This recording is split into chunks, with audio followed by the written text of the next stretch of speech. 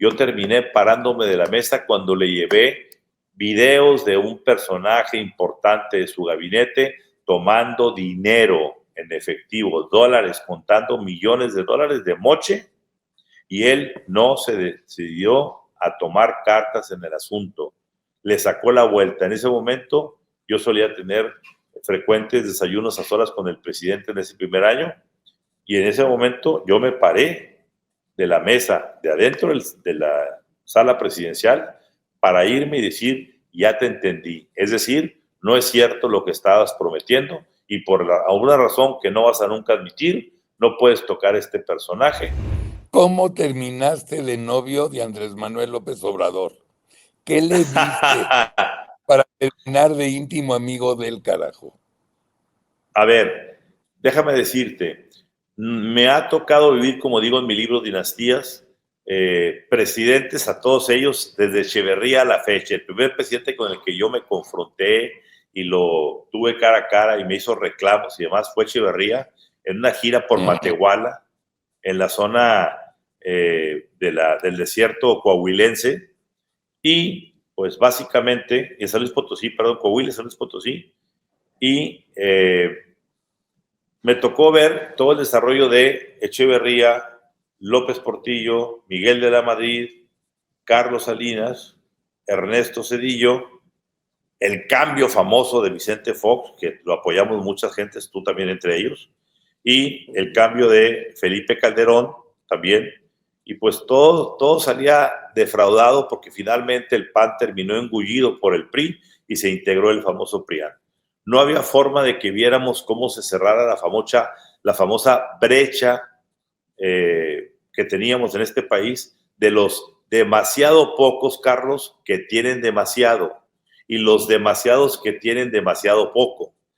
Y creíamos de una u otra manera, un grupo de mexicanos, que pues un giro del país hacia la izquierda podría dar esa situación de recuperar ese péndulo que se perdió. Recordemos algo, Carlos, este país, y lo digo en mi libro claramente, este país pudo tener ese famoso desarrollo estabilizador en los 60s y 70s gracias a que teníamos de manera casuística, no era planeada, pero un sistema de gobierno pendular.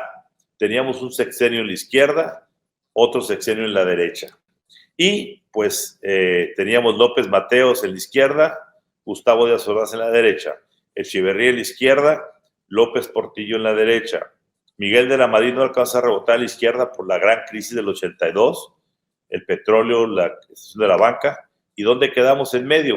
Y de Miguel de la Madrid en adelante, Miguel de la Madrid, Carlos Salinas, Zedillo, Fox, Calderón y Peña Nieto, fueron 6 sexenios, 36 años en los que el péndulo se mantuvo en la derecha.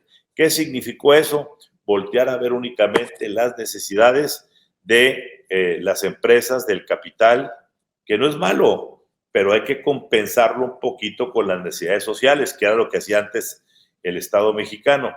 Finalmente, ¿dónde radica el epicentro de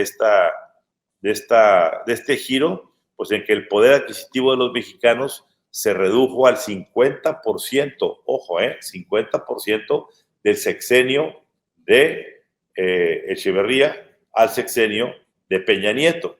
Eso fue lo que vino a tomar López Obrador. Cuando a mí me preguntan, ¿por qué sientes que ganó López Obrador? Porque la combinación perversa de haber entrado al Tratado de Libre Comercio, que es muy buena, no digo que sea perverso el Tratado de Libre Comercio, es lo que nos tiene hoy aquí con vida. Es una gran decisión de Carlos Salinas de Gortari.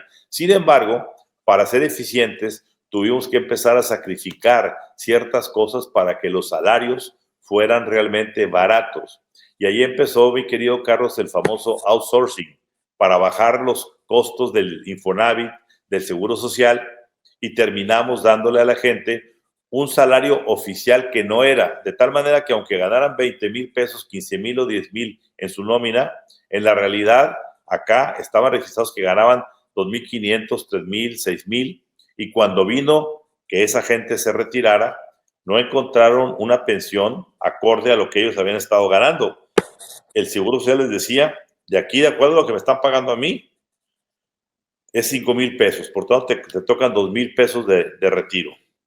Pues entonces se hizo un ejército de desposeídos a los cuales se les sacrificó su pensión, y cuando llega López Obrador de manera muy inteligente y astuta dice, aquí está el hoyo negro social de este país, y les entregó tarjetas de débito, de débito, pero con su dinerito adentro.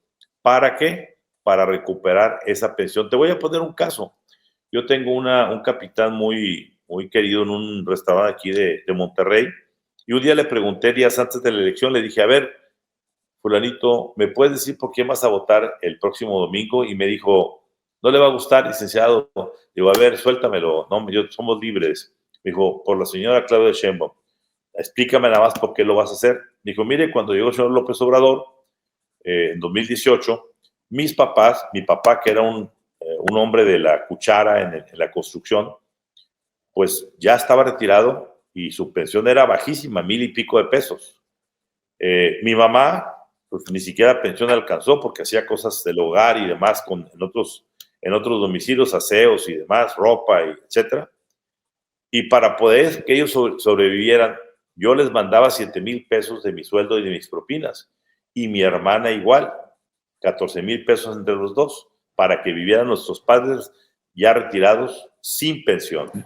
Sin embargo, llega López Obrador, entrega las tarjetas y la mamá le llama y le dice, hijito, te agradezco lo que hiciste por mí por tantos años, ya no necesito los 7,000 pesos. Igual a su hija. ¿Qué terminó pasando, Carlos? Tuvo de pronto el sistema Morena un acierto que tenía 4 incondicionales, un papá y una mamá que tenían dinero de parte del sistema social, y 2 trabajadores que recuperaban sus 7,000 pesos cada uno, un aumento de sueldo, porque ya no tenían que mandarle al papá y a la mamá. Entonces, que no digamos por qué no sabemos que llegó López Obrador. Llegó porque creímos que en aras de optimizar los salarios para ser competitivos en el libre comercio global, terminamos exportando miseria de pensionados.